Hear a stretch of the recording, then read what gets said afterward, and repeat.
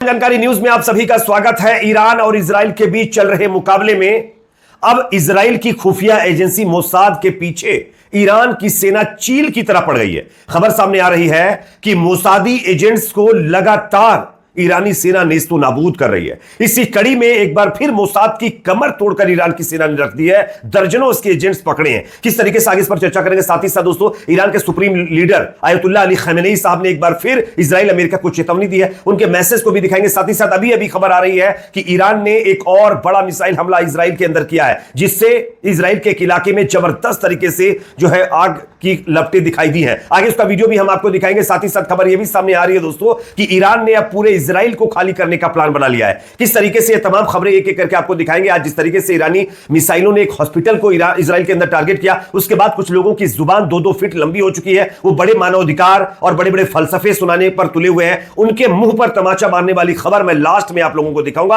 आप ये पूरा वीडियो देखिए। एक एक इंफॉर्मेशन बहुत जरूरी है और आपके लिए, आपकी नॉलेज के लिए जरूरी है, तो प्लीज पूरे वीडियो को देखिए। भारत ने एक बड़ा स्टेप लिया है इस वॉर को लेकर, इस पर भी चर्चा करेंगे। रूस और चीन ने ईरान का खुला समर्थन कर दिया है, इस पर भी चर्चा करेंगे। उससे पहले छोटी सी रिक्वेस्ट, आपको क्या लगता है जो कुछ भी ईरान कर रहा है वो सही है? कमेंट सेक्शन में अपना ओपिनियन जरूर रखिए। और हां, अगर ये वीडियो आपको इंफॉर्मेटिव लगे, अच्छा लगे, तो प्लीज लाइक कर सकते हैं। लाइक करने का कोई पैसा नहीं, फ्री ऑफ कॉस्ट है। चैनल पर नए तो सब्सक्राइब भी कर लीजिए। बात करते हैं पहली और बड़ी खबर की। सबसे पहले हम आपको बता दें, ईरान की खुफिया एजेंसी ने मोसाद यानी इजराइल की खुफिया एजेंसी की कमर को पूरी तरीके से तोड़कर रख दिया है। मैं आपको स्क्रीन के ऊपर एक तस्वीर दिखा रहा हूं, एक वीडियो दिखा रहा हूं। यह वीडियो आप देखिए। यह वीडियो कहीं और का नहीं बल्कि ईरान से सामने आ रहा है, जहां पर ईरान की खुफिया एजेंसी पूरी तरीके से सक्रिय हो चुकी है और वो मोसाद के जो एजेंट्स हैं, जो जासूस हैं, उनके पीछे शिकारियों की तरह पड़ गई है, चील की तरह पड़ गई है। सूत्रों के अनुसार ईरानी एजेंसी ने तेज रफ्तार पीछा करते हुए एक ट्रक को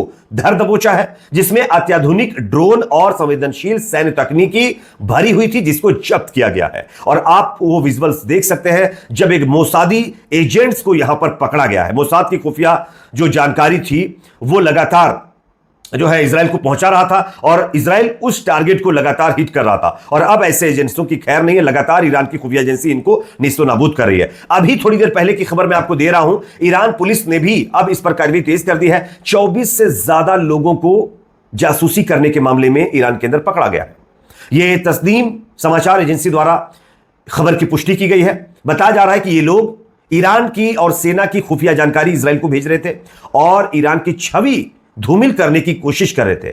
इसलिए इनको धर दबोचा गया है और आने वाले दिनों में इनको नेस्तो नाबूद करने का काम कर दिया जाएगा। तो आप देखिए कि खुफिया एजेंसी अब एक्टिव हो चुकी है। दुनिया की सबसे ज्यादा मजबूत माने जाने वाली इजराइल की खुफिया एजेंसी मोसाद के एजेंटों के चुनकर मोसाद के एजेंटों को चील की तरह ईरान की एजेंसी पकड़ रही है। अब देखना है कि इससे कितना असर आगे पड़ता है, लेकिन हां, यह इजराइल के लिए एक बहुत बड़ा झटका है। साथ ही साथ दोस्तों, अभी खबर आ रही है इजराइल के ऊपर ईरान ने एक और बड़ा हमला कर दिया है। मैं आपको कुछ तस्वीरें, वीडियो फुटेज दिखा रहा हूं, ये आप देख सकते हैं। कुद्स न्यूज नेटवर्क की तरफ से इसकी पुष्टि की गई है, जहां पर जानकारी मिल रही है कि इजराइल के ऊपर एक और बड़ा हमला जो है ईरान की तरफ से किया गया है। यह जो हमला है, यह जो कब्जे वाले फलस्तीन के अंदर किया गया है। यहां पर कई जगहों पर जो है मिसाइलें आकर गिरी हैं, ड्रोन आकर गिरे हैं, जिसके बाद आग की लपटें देखी जा सकती हैं। साथ ही साथ एक मिसाइल का वीडियो भी यहां पर शेयर किया गया है, आप देख सकते हैं। ये चंद घंटों पहले की तस्वीरें मैं आप लोगों के सामने रख रहा हूं। आप देख सकते हैं किस तरीके से जो है ऑक्यूपाइड फलस्तीन के अंदर, यानी कब्जे वाले फलस्तीन के अंदर ईरानी मिसाइलें आकर के अब गिर रही हैं, जिससे जो ज़योनी लगातार फलस्तीनियों के घरों को छीन करके कब्जा करके बैठे हुए थे, उनको भागना पड़ रहा है। और ईरान चुन चुनकर सटीक लोकेशन पर यह हमले कर रहा है। ऐसा लग रहा है कि रूस और चीन अब खुल करके जो खुफिया जानकारी इजराइल के अंदर की है ना, वो देने में ईरान को बड़ी भूमिका निभा रहे हैं, जिसके चलते ईरान इस तरीके की कार्रवाई कर पा रहा है। आप सब जानते हैं रूस और चीन की सबसे ज्यादा सैटेलाइट्स स्पेस में हैं और वो सैटेलाइट इजराइल की खुफिया जानकारी कलेक्ट करके ईरान को सौंप रही, जिसके चलते तमाम चीजें हो रही हैं। और आप सब जानते हैं चीन और रूस का कोई कुछ नहीं बिगाड़ सकता, वो पहले ही न्यूक्लियर देश हैं। कुछ बिगाड़ने की कोशिश भी करेंगे तो नेतन्याहू और ट्रंप जैसे नेताओं को वो जो है एक डंडे में टांग देंगे ऊपर। चलिए बात करते हैं अगले अपडेट की, जो कि सामने आ रही है। ईरान के supreme leader Ayatollah Ali Khamenei ने एक बार फिर इजराइल और अमेरिका को धमकी दी है। क्या कहा है, उनके ट्वीट आप लोग देख सकते हैं। उन्होंने लिखा, यह तथ्य है कि ज़योनी शासन के अमेरिकी मित्र सामने आ गए हैं इजराइल के समर्थन में और ऐसी बातें कर रहे हैं कि उस शासन की कमजोरी और अक्षमता का संकेत है। इसके साथ साथ वो अगला ट्वीट करते हैं, मैं अपने प्यारे राष्ट्र को बताना चाहूंगा कि यदि दुश्मन को आभास हो कि आप उनसे डरते हैं तो वे आपको जाने नहीं देंगे। उसी व्यवहार को जारी रखें जो आपने आज तक किया है। इस व्यवहार को ताकत के साथ जारी रखें। यानी अयतुल्लाह अली खमेनेई ने अपनी जनता को संबोधित करते हुए कहा है कि आपको डरने की कोई जरूरत नहीं है। अगर आप डरेंगे तो ये ज़योनी आपको इसी तरीके से डराते रहेंगे, दबाते रहेंगे, कुचलते रहेंगे। इसलिए सीना ठोक करके इनके सामने खड़े रहिए और खड़े होने का वक्त है, डरने की कोई जरूरत नहीं है। साथ ही साथ वो आगे लिखते हैं, और जीत केवल अल्लाह की ओर से होती है, यानी अल्लाह की तरफ से होती है जो सर्वशक्तिमान तत्वदर्शी है। कुरान के एक आयत का जिक्र उन्होंने किया है, कुरान के पारा नंबर 3 आयत नंबर 126 का जिक्र किया है और इन्होंने लिखा है कि और सर्वशक्तिमान परमेश्वर यानी गॉड अल्लाह निश्चित रूप से ईरानी राष्ट्र को सच्चाई को और उस पक्ष को जीत प्रदान करेगा जो सही है। ईश्वर की ये इच्छा है। तो कहीं ना कहीं अपनी जनता को बूस्ट करने का काम यहां पर खमेनेई साहब कर रहे हैं। उनका सीधे तौर पर कहना है किसी को कोई डरने की जरूरत नहीं है, ये ज़योनी हमारा कुछ नहीं कर सकते। ये इसी तरीके से जो है वो बोलते हैं ना, हाथी जाते रहता है और कुत्ते बाजू में भौंकते रहते हैं, इसी तरीके से करता रहेगा। इनसे कोई भी डरने की जरूरत नहीं है। साथ ही साथ दोस्तों यहां पर एक और बड़ी खबर आ रही है, ईरान की सेना ने अब इजराइल के लोगों को भी यह कहा है कि वो पूरा इजराइल अब खाली कर दे। अभी तो तेल अवीव खाली करने की बात चल रही थी, अब ईरान ने कहा है कि पूरा इजराइल खाली करो वरना एक एक को हमारी मिसाइलें अब टारगेट करेंगी। आने वाले कुछ घंटे इजराइल के लिए बहुत मुश्किल होने वाले हैं। हालांकि ईरान के अंदर भी नुकसान हो रहा है।